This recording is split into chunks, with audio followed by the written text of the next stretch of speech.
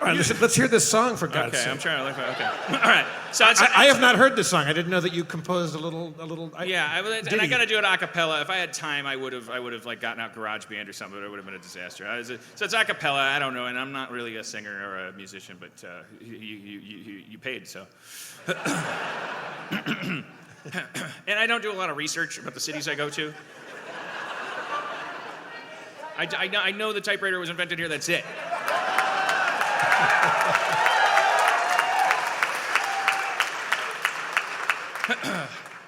Boston, Massachusetts, you sits on the Boston Bay.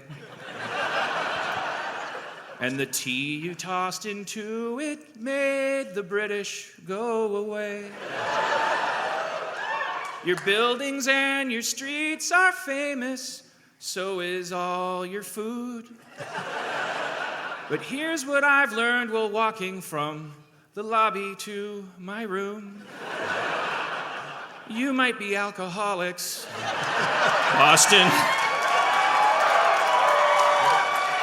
And I don't throw that word around. You maybe have a problem, Boston, and that makes you my kind of town.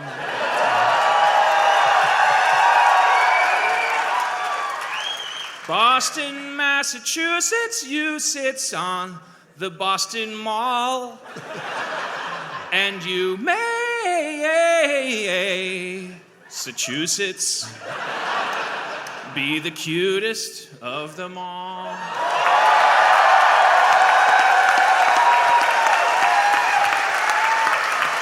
So now you're on my side I got you for an hour and a half.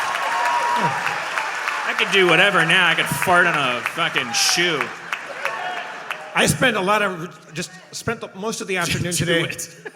I spent most of my afternoon today just hanging out by the Boston Bay. It was so nice out there.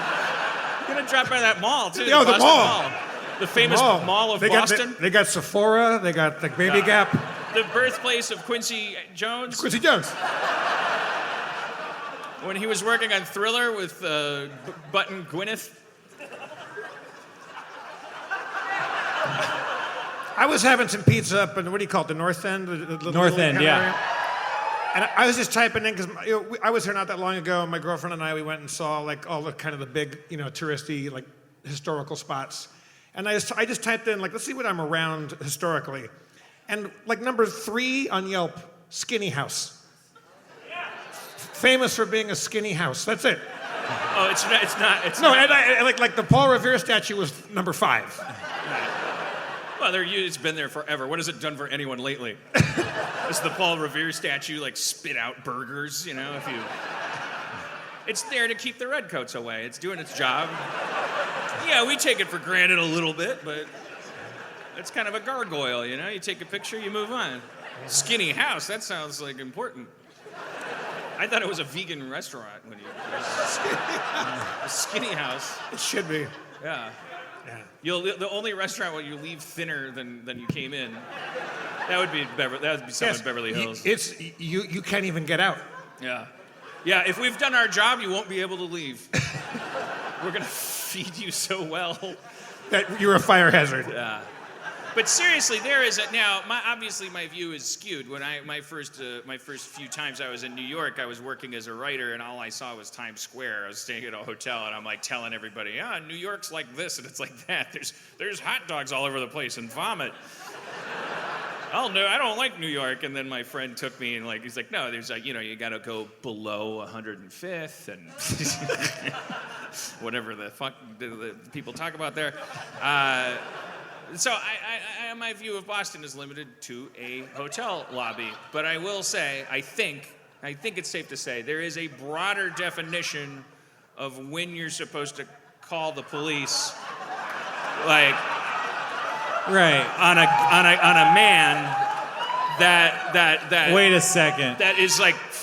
Our show's being interrupted. Oh.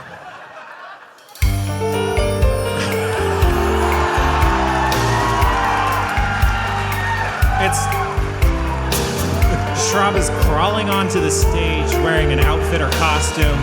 It's hard to explain. He's got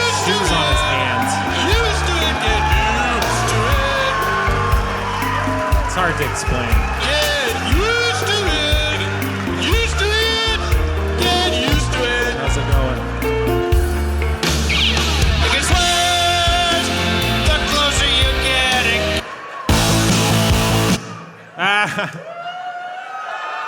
Rob Schraub, everybody.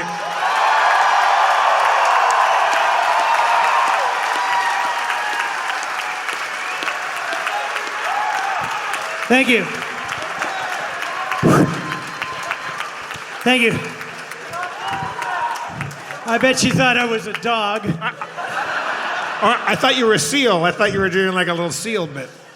The sea dog of the ocean. The first rule of theater, always make an entrance. Or wait to be brought out.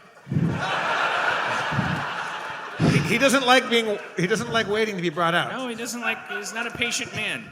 So before we started the show, Rob was like brainstorming stage work and stuff. Like I saw him pulling various props off the wall, and he was like trying to use chairs as stilts. It was really watching a master honing his craft. And to see that resulted in the result it did, it was truly just wonderful for me. This is only the first part of it. Yeah. This is Act 1.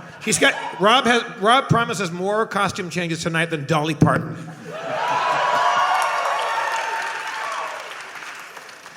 Look how sad. A stool with no back. You get so sad.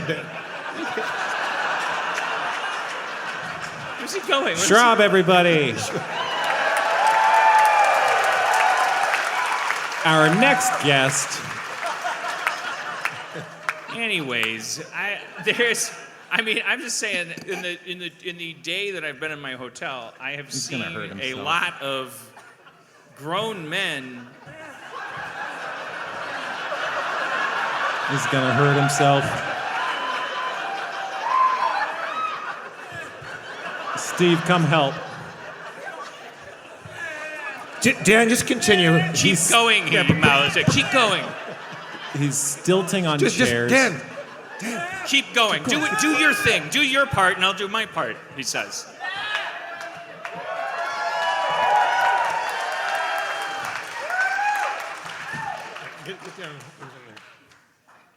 Get even with us. 50-50. Don't upstage us. Yeah. Yeah, Rob, don't upstage us.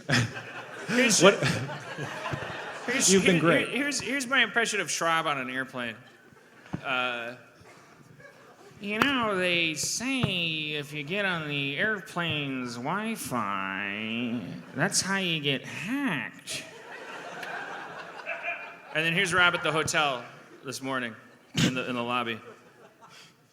If you get on the hotel's Wi-Fi, people, isn't that how they get your credit card? Or yeah, and I'm like, yeah, Schraub, have you heard that they're cutting people's ankles in the grocery store parking lot? I'll forward you an email about it because I'm 70. So he's a very prudent, cautious man in real life. He doesn't like to. I'm prudent and conscious. That was just me hitting the thing by accident. Oh. It's very sensitive. I feel like I'm rolling with a lot of punches. You're doing great. All right, well, don't. Unlike other people, I don't need that. I don't thrive on that. I will earn that. Like you don't think I would be doing that in my living room by myself. Crawling around with a Wookiee jacket. It flew you out here, man. I know. And I don't know if you heard the most recent show, but it was like he found out he was coach, and he almost had a meltdown. That's not true. Had to bump him up to first class during the show. When's the last time, toilet maker, when's the last time you flew first class? Yeah, never. Your boss maybe did on his way to a ceramics seminar. Because to figure out how to gouge your labor. You'd be okay with me sitting in the back of the plane while you're up there with your No, I wouldn't feel okay because I have empathy and I treat people with respect and I don't tromp all over their shows and Yes. you know. Thank like you. I, That's I- very, I- very nice I of open you. my doors to my friends. Thank you. And then I respect and support them. And then, Cool. and then I.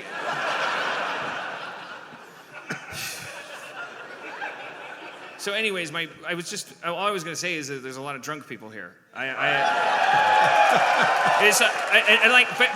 It's a weird thing. Exactly. It's weird. It's not the amount. It's the age. It's the fact that it's like a all ages affair. Guys that just look like a friend of my dad's, like just swaying. Like people. Yeah, that, we were out last night. We got into town late. Dan and I went for a quick like nightcap, and there was a guy.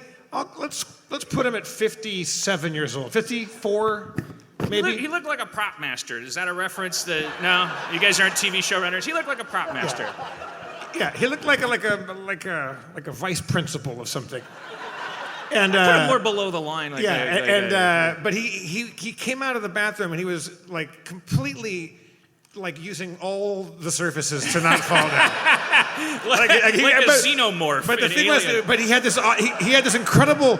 If I was that drunk and I go, oh fuck, I got to make it all the way out there through a very narrow corridor of bar stools and people moving and people serving drinks. I would get on my knees and say, "Take me to jail." But this is not good. This is not good podcasting. But this was he was so excited about it. This is what separates Boston from drunks that I see in Los Angeles. This is the look on the guy's face as he was barely making it. Going, Yeah, very happy about it. It's a friendly town.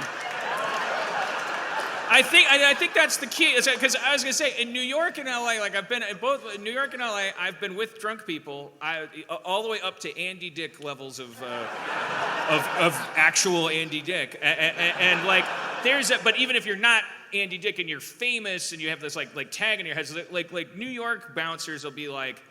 It's very impressive the way that they'll, like even a guy who's like a functional alcoholic, but he's in that dark pocket of the night, like, and he's just like, he's pulling it off with his friends, but the bouncer will be like, nope. Look, he's like, and I was like, a bartender, go like, not you. You won't look me in the eye. Like it's very empathic and like sentimental kind of like hierarchy there. It's like but I do think that here there's like a support of which I guess reminds me of Milwaukee. It's like that guy had a smile on his face because he wasn't ashamed of what was happening to him because the bartender was probably after we left was probably like, Kevin, you want another one? And he was like. She probably put out a rope ladder for him to get to the bar, and he said, "Am I on a helicopter?" And she probably said, "You can be, Kevin. You can be, if you just dream hard enough." You were waiting for me to. Oh shit! You were waiting for me to do the. It's gonna be that easy? The master of accents. You've heard my Australian tour. I am a man of 1,000 dialects. What do you? They're liking that hat, mate. They're liking that happening. Yeah. say that you like that hat mate, but in a full hardcore Southie Boston accent. You like that hat? Yeah, I don't know. I just know the R's go away. I don't know anything. But I do know, my friend Dave Horowitz, I think he lived here for a while, and he said at this very theater there was a Blue Man Group show, and there was a commercial for it on TV in the 90s that he told me about. He's like, oh, you're going to Boston? Every time I think of Boston, I think of this hilarious commercial for the Blue Man Group at the Wilbur Theater in the 90s. And it was a Blue Man Group, and then it was one of those things where they do the theatrical testimonials, like the audience people are like the everyman Joe is like, come see the show, and it was great. I'm trying to find the quote. He told me, fuck, God damn it, Harmon, get your Are there shit people together. in the sky? There's 2 balconies. Rob, that's called a balcony. Oh, okay. Sorry. So there's just this guy with like a baseball hat on, and he oh God, we're all gonna die. and it's for Blue Man Group. They're like, Blue Man Group, come see the show. Oh, no, the critics are raving. Oh, the Blue Man Group's at the Wilbur Theater, and then there's just this guy in the lobby of the Wilbur doing one of those testimonials from Boston. He goes, hell of a ride, pack your bags.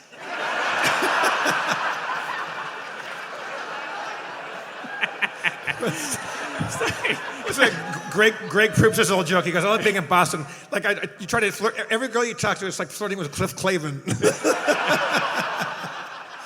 Yeah, I mean, I got pulled over in Delaware once by a cop, and it was my first time talking to anyone from that region at all, and I was going through this horrible experience because I felt like the man's coming down on me, and it's like, but also it sounds like a cartoon. He's like, you don't have an insurance card, like, and I was like, come on, this is silly. Like, you can't have a gun. You sound like a TV show. But then people where I'm from, if you tell them how I talk, where we come from, people go like, no, that's Fargo. That's not real. I'm like, that is real. We talk like that in Milwaukee. I have just dropped that accent in support of a professional career. I no longer speak like a Philistine. I talk like Tom Brokaw. All the time. I have no nasal twang.